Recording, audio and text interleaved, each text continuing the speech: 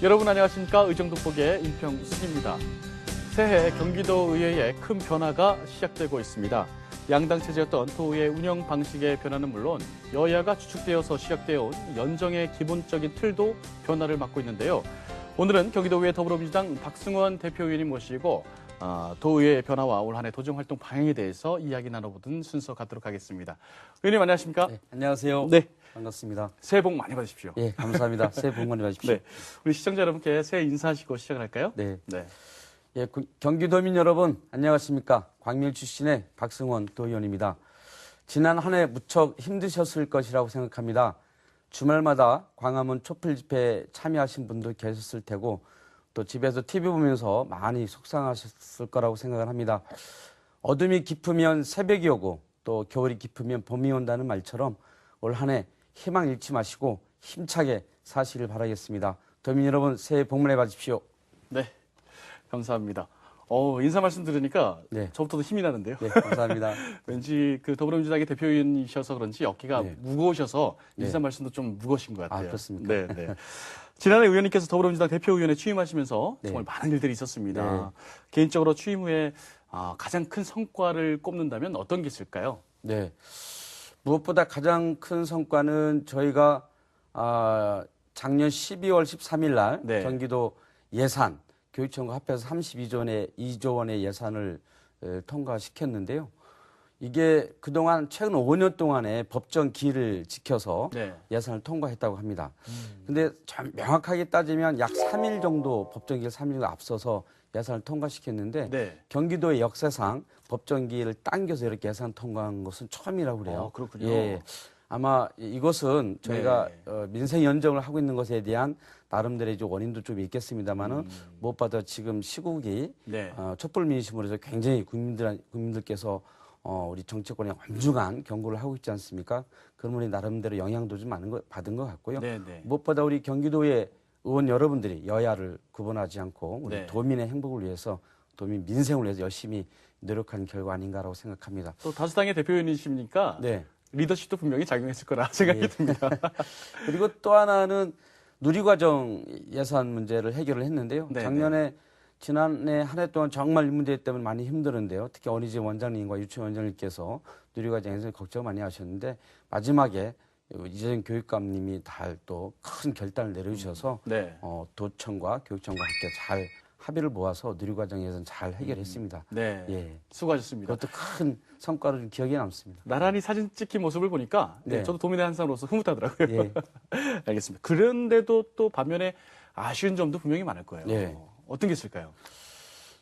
역시 누리과정 문제인데요. 네. 예, 이 문제가 사실은 이제 한시법으로 해서 특별법으로 이제 제정이 됐는데 유아교육 지원 특별법으로 국회에서 제정이 됐잖아요. 이게 3년 동안 한시적으로 진행된 거라서 근본적으로 이 누리과정 교육재정 문제가 해결이 안 됐습니다. 네. 그래서 꾸준히 더 교육청하고 협력을 좀 하고 또 중앙정부하고 협력을 해서 누리과정 예산, 교육재정을 근본적으로 해결할 수 있도록 해야 되거든요. 네. 국가가 이 누리과정 예산 전체 비용을 완벽하게 해결한 것이 아니라서 올해 예산도 거의 3분의 1밖에 아직 예산을 확보를 못했습니다. 네네네. 그래서 나머지 약 3천억 정도 예산이 모자른데 네네. 그 예산과 관련해서 끊임없이 중앙정부하고 협의를 하면서 그렇군요. 방안을 또 찾아야 되거든요. 여전히 이제 과제로 남아 있어서 네. 그것이 약간 아쉬운 점이 좀 남습니다. 성과도 일부고 네. 아쉬운 점도 이 누리과정 일부고 그렇네요. 뭐 우리의 노력을 다 되는 것은 아니고 네, 그것은 네. 국회와 중앙정부가 정말 그렇죠. 해결해야 될 문제인데요. 끊임없이 저희가 국회와 중앙정부에 근본적인 해결할 수 있도록 촉구하도록 하겠습니다. 알겠습니다. 애 키우는 걱정은 없어야죠. 네. 이번에 연정 얘기를 한번 해보도록 하겠습니다. 연정 협상이 원만하게 이루어지면서 2기 연정이 잘 이렇게 네. 시작이 됐는데요. 연정 협상 내용에 대해서 도민들이 궁금해하실 수도 있어요. 네. 과연 연정이 뭘까? 또 2기 연정은 어떻게 진행이 될까? 그렇죠? 네. 더불어민주당 대표위원으로서 연정 협상 중에 좀 기억에 남는 것들 있으면 좀 설명 좀 해주십시오. 네. 네. 저희 더불어민주당이 이제 정책 과제로 한 155개 정도를 정책 과제로 내놨고 네. 또 새누리당과 집행부도 비슷한 이제 과제를 내놔서 저희가 일주일 굉장히 많은 기간 동안 협의를 좀 했는데 협의하는 과정에서 원만하게 잘 타결이 됐고 무엇보다 가장 기억에 남는 것은 학교 급식 예산 1,033억 원을 확보한 건데요. 네. 그동안 경기도에서 교육청으로 넘겨주는 학교급 예산이 2년 전에는 235억 정도밖에 안 됐습니다. 네. 1,033억이 확보가 돼서 이제 교육청으로 지원할 수 있기 때문에 무엇보다도 우리 아이들에게 급식의 질을 좀 더 그렇죠. 확대할 수 있는 측면에서 굉장히 큰 성과로 좀 기억에 남고 있고요. 네네. 그 외에도 연정 협상을 통해서 결정된 정책 과제에 대해서 본 예산에 많이 담았습니다. 저희가 83개 과제 정책 예산을 다 담아서 특히 민생에 관련된 예산, 서민경제 활성화를 위한 여러 가지 예산을 많이 담았습니다. 그것을 담아낸 것이 가장 큰 하나의 성과로 좀 기억이 남고요. 네네네. 무엇보다 이 과정에서 무엇보다 이제 큰 보람이 남는 것은 협상 과정에서 저희 협상단들이 일주일 동안 매일 2시부터 네. 밤 늦게까지 네. 아주 치열하게 논쟁하면서 협상을 이제 해냈거든요. 네, 이것은 네. 아마 우리나라 지방 정치사에 굉장히 큰 하나의 큰 어떤 그 중요한 어떤 일로서 기록이 될 것 같고요. 네네. 협치를 통해서 우리의 정치를 해야 한다는 것에 대한 새로운 이제 그 희망을 가질 수 있지 않겠나 생각하고요. 경기도 민생연정의 핵심은 정책의 안정화, 정치의 안정화거든요. 네, 도민이 네. 바라는 것이 그런 거기 때문에 그렇죠. 그런 의미에서 이번에 연정 협상을 통해서 정책을 도민의 민생과 관련 정책들 저희들이 만들어내고 또 예산으로 담아내는 것이 가장 네. 중요한 일이 아닌가 이렇게 생각을 합니다. 그러네요. 뭐 민주주의의 기본은 토론이잖아요. 그렇죠. 그러니까 정치를 위한 그것이 아니라 정책을 위한 토론을 많이 그렇죠. 하셨기 때문에 네. 제가 쭉 의회를 이렇게 살펴보면 올해 작년처럼 이렇게 네. 여야 간에 잘 되는 게 처음 봤습니다. 아, 그래요? 그게 다 우리 대표위원님 취임하시고 제 2기 연정이 잘 순항하지 않나 그런 생각이 드네요. 네, 감사합니다. 또 여러 정치적인 이슈와 함께 네.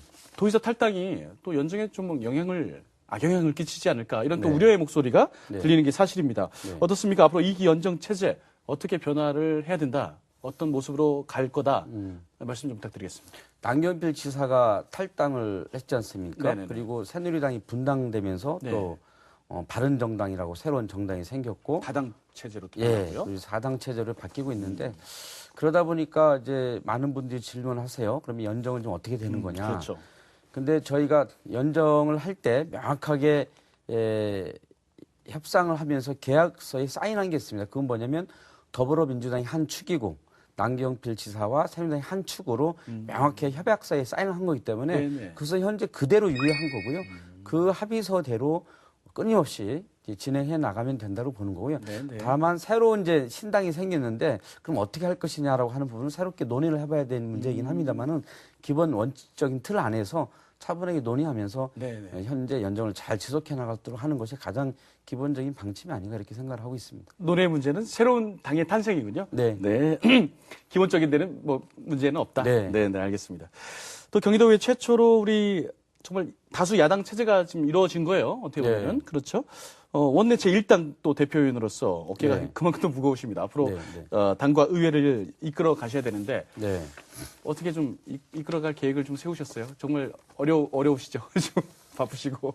이제 뭐 당장에 지금 올해 조기 대선이 예상이 되고 있지 않습니까? 예. 조기 대선 과정에서 또 저는 더불어민주당의 대표를 맡고 있기 때문에 네, 네. 우리 더불어민주당이 국민과 함께 새로운 대한민국을 만들 수 있도록 여러 가지 이제 역할을 하는 것이 대표로서 가장 중요한 역할이고 네. 또 의원들과 그런 합의를 모아는 것도 굉장히 중요한 일이 아닌가 이렇게 생각하고 있습니다. 그래서 네. 우리 더불어민주당이 새로운 대한민국을 만들어 나갈 수 있도록 정권 재창출할 수 있도록 힘을 모으는 것이 가장 큰 역할이 아닌가라고 생각하고요. 네. 그 과정에서 대선 준비하는 과정에서 우리 경기도 의회가 더불어민주당이 민생과 관련된 정책들을 최대한 준비를 해서 우리 대선 후보들이 그것이 정책화할 수 있도록 하는 작업들을 네. 꾸준히 준비해 나가고 또 그것이 또 경기도민들한테 정책으로 실현될 수 있도록 하는 그런 역할을 꾸준히 해 나가야 된다고 생각하고 있고요. 그 네. 역할을 잘 하도록 할 것입니다. 그렇군요. 도민 중심 그리고 정책 중심으로 끌고 가시겠다. 네. 결국에는 정책이 예산이 있지 네, 않습니까? 네, 네. 그리고 그것이 결국 민생과 직결된 문제이기 때문에 모든 정치 활동의 핵심은 저는 정책이라고 봅니다. 그래서 그 도민을 위한 네. 정책 발굴을 내는 것이 가장 중요한 일이 아닌가 이렇게 생각하고 있습니다. 이럴 때일수록 대표로서 리더십 발휘가 네. 더더욱 필요하겠네요. 네. 그렇죠? 예. 표정을 보니까 네. 자신 있다라는 표정이 읽힙니다. 네, 감사합니다. 예. 그 밖에 2017년 의정활동 계획 또 다른 거 있으면 한번 말씀해 주십시오. 이 자리를 빌어서. 지금 저희가 이제 올해 예산을 다루면서 저희가 여러 가지 많은 정책 제안들을 했는데 정책 설계가 충분히 되지 않아서 아직 예산에 담지 못한 부분들이 있습니다. 네네. 그래서 그것을 더 준비를 해서 1차 추경에 담을 수 있도록 그렇게 준비를 할 예정이고요. 네. 저희가 연정부지사를 파견했지 않습니까? 그리고 그 지방 장관제를 하려고 하다가 그게 잘 안 돼서 연정위원장을 파견했는데 네. 연정부지사와 또 연정위원장들 중심이 돼서 네. 우리가 제안했던 정책들에 대해서 구체적으로 정책 설계를 좀 해서 1차 추경에 그 네. 예산을 담아서 진행할 수 있도록 하는 작업들을 잘 해야 될 것이고요. 네. 무엇보다 중요한 것은 그 도민의 민생을 위해서 여러 가지 제도적인 보완들이 필요하지 않습니까? 그 제도적 보완을 필요한 여러 가지 조례들을 만드는 작업들을 잘할 수 있는 의원들한테 많은 이제 역할들을 좀 지원을 하고 네. 또 하나는 도민들이 행정에 참여할 수 있는 기회를 많이 만들어줘야 합니다. 그것이 민주주의 사회를 만드는 가장 중요한 것이고 행정이 가장 민주적으로 할 수 있는 가장 중요한 역할이기 때문에 이런 그 도민과 도와 이렇게 정책 협의할 수 있는 정책 협의체 조직들을 잘 만들어서 소통이 잘 될 수 있는 구조를 만들어주는 것 그런 일들을 좀 적극적으로 벌여 나가도록 그렇게 하겠습니다. 정책 협의체들을 좀 많이 만들어서 예. 간접적이지만 약간 직접적인 민주주의를 많이 실현해 나가겠다. 그렇죠. 무슨 얘기냐면 네네. 저희들이 이제 제안하는 여러 가지 정책 사업들이 사실 네. 도민들이 잘 모르시는 영역들이 그렇죠. 있습니다. 네. 예를 들면 민주시민 교육과 관련된 저희들이 예산을 이번에 한 6억 정도 다루고 또 에너지 2030과 관련된 예산도 많이 다뤘습니다. 그래서 네. 각 시군에서 네. 에너지 기획단을 만들어서 시민들이 스스로 예. 10년 후, 20년 후에 그 지역에 도시비를 어떻게 만들어 나갈 것인가에 대한 토론 이런 것들 많이 진행하고 있는데 네네네. 그런 도와 시군과의 연계 사업들이 잘 진행될 수 있도록 정책 토론회 사업이나 또 다양한 그 직능 단체들과 간담회를 통해서 네. 그것이 도정에 반영될 수 있도록 저희들이 발로 뛰는 그런 네네네. 민생 정치를 진행하도록 그렇게 기능의 할 확대. 것입니다. 그렇습니다. 알겠습니다. 이번에 상임위 이야기 한번 해보도록 하겠습니다. 네. 우리 의원님께서는 현재 농정해양위원회에서 활동을 하고 계십니다. 네. 농정해양위원님들이 늘 예산 문제 가지고 네. 늘 말씀을 많이 하세요. 너무 적다 경기도가 네. 규모에 비해서. 네. 어떻습니까? 상임위의 중점 현안 어떤 것들이 있을지 한번 짚어주시기 바랍니다. 지금 농정해양에서 가장 시급한 문제 지금 AI잖아요. AI죠, 그렇죠. 네. AI가 지금 그 계속 확산되다가 네. 잠깐 멈칫했다가 또 이렇게 확산되어지고 있는 추세인데 네. 지난 1월 1일 날 그 우리 더불어민주당의 추미애 대표께서 동물위생연구소에 방문하셨어요. 네. 저도 그 자리에 같이 참석해서 회의를 좀 진행했는데 상당히 많은 의견들이 나왔는데 우리 도청의 공무원들이나 도민들의 의견들은 지금 이런 AI 문제가 확산되어지고 있는데 이것을 실질적으로 잡아내는 것은 도와 시군에서 역할들이 굉장히 중요하지 않습니까? 근데 네. 여기에 예산과 인력이 상당히 부족하고 그때그때 빨리빨리 바이러스가 확산되지 않도록 살점을 것은 바로바로 진행해야 되는데 굉장히 인력과 예산이 부족한 겁니다. 근데 네. 권한을 중앙에서 다 쥐고 있기 때문에 이런 권한들을 대폭 지방에 이양해서 네. 예산과 인력이 충분한 형태로 이것을 좀 AI를 잡아낼 수 있는 새로운 틀을 만들어야 된다. 이런 의견들이 많이 있습니다. 저도 그것에 그렇군요. 100% 동의하고요. 잘 아시는 것처럼 지난번 메리스 세태도 사실은 네. 지방자치단체가 앞장서서 네. 이 부분들을 잡아낸 측면들이 있기 때문에 중앙의 권한을 지방으로 대폭 이양해서 지방의 권한을 강화시켜 있는 것 네네네. 이런 것들이 중요한데 이런 이제 AI 같은 거를 빨리 잡아낼 수 있는 구체적인 좀 예방과 또는 이제 그 잡아낼 수 있는 방법들을 찾아낼 수 있도록 네네네. 경기도가 그런 노력들을 잘 해야 되는데 농정에 굉장히 중요한 업무 중에 하나이기 때문에 이 일을 잘 해야 될 것 같고요. 그렇군요. 또 하나는 개인적인 관심사인데 경기도가 도농복합도시잖아요. 도농복합 대도시인데 도시농업이 새로운 주요한 또 미래 농업의 중요한 과제이기 때문에 도시농업을 어떻게 좀 잘해나갈 것인가 이것에 대한 좀 연구와 또 사업들을 구체적으로 추진할 좀 계획을 갖고 있고요. 그래서 중간 조직인 네네. 도시농업지원센터도 만들고 그 주무부서도 농업정책과에 둬서 도시농업 사업들을 잘해나갈 수 있도록 농업이 미래 산업이지 않습니까? 네네네. 그와 관련된 사업들을 잘 해나갈 수 있도록 네. 농정해양의 권한을 대폭 확대하도록 할 생각을 좀 갖고 있습니다. 그렇군요. 알겠습니다. 대표님께서 농정해양위원회 계시니까 더 네. 확대가 되겠네요. 네, 네. 그리고 아까 처음에 말씀하신 지방 분권 문제잖아요. 예. 지방자치가 지금 실시가 된 지 20년이 넘었는데도 네. 자꾸 기능이 좀 자꾸 축소되는 게 그렇죠. 예, 제가 봐도 좀 그런 건 좀 있는 네, 것 같습니다. 네. 알겠습니다. 자, 또 의원님께서는 또 농정해양위원회에 또 관심이 많지만 교육에 대해서 굉장히 네. 많이 관심을 갖고 계세요. 네. 그렇죠? 일명 평생학습 박승원이다라는 네. 별명을 갖고 계시네요. 평생학습에 대해서 중요성을 평상시에도 강조하고 계시는데 네. 특별히 이렇게 교육 문제에 대해서 관심을 갖고 있는 이유가 있으십니까? 네. 저는 학습만이 자신을 변화시키고 세상을 변화시킨다라는 확신을 좀 갖고 있거든요. 학습만이. 네.